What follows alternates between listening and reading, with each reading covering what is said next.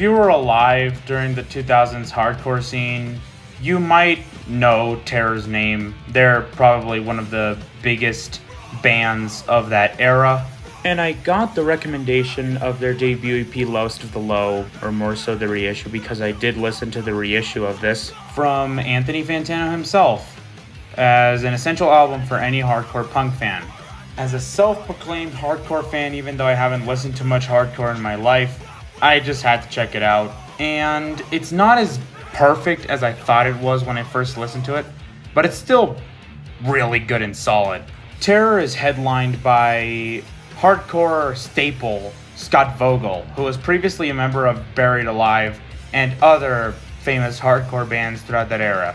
And it's safe to say that he truly does have a vocal talent for screaming and growling, because god damn, he kills it on the vocals of this album. I can solidly imagine his voice inciting any number of mosh pits, which is proven on the live half of the reissue, but we'll get to that later. Even though the instrumentation gets a wee bit repetitive on some of the tracks, they're very much compensated by the very confrontational lyrics. The lyrics are less so a political critique, but more so a personal outburst of rage. And for being Terror's very first project, because it was an EP, the production is surprisingly really tight. Like, there are equal portions to the blaring guitar riffs, Vogel's aggressive voice, and the occasional yet ominous bass interval between the songs.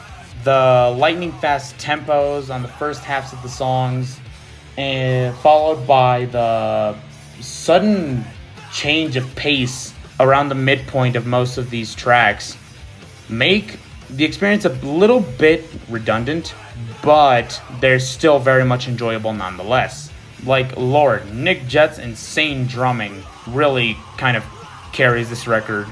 Tracks like Don't Need Your Help and Another Face really are examples of this exact drumming. However, everything I've said up until now is only about the EP itself. The version I listened to was a reissue of the EP that I assume was for some sort of anniversary of the EP's release, which includes 3 extra tracks alongside a completely separate half of the album that is a set of live performances from the band, which I assume is in a bar or something.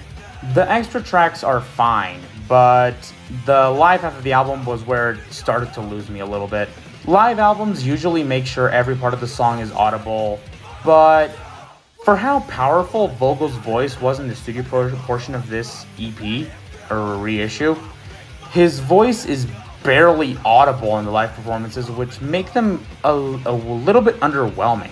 However, these parts are sort of redeemed because of Vogel's stage presence and the interactions he has with fans after the performances of these songs.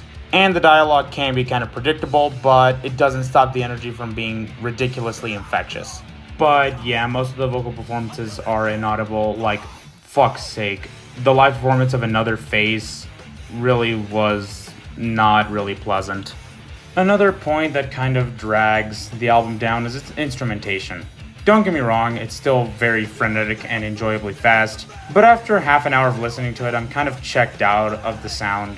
The most distinct the record got from its usual sound was Life and Death, What Have We Done, and the opening of Nothing to Me, which is one of my favorite tracks, by the way, the latter. However, if we were listening to it separately, like if we took it away from the context of it being a full album, the songs are very much enjoyable. They're tightly produced, gloriously intense, easy to follow, and proudly confrontational.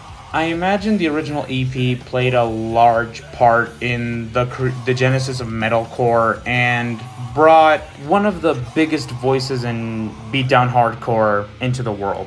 A single listen to the 9 tracks of this EP is enough to understand why Terror is so popular in modern hardcore.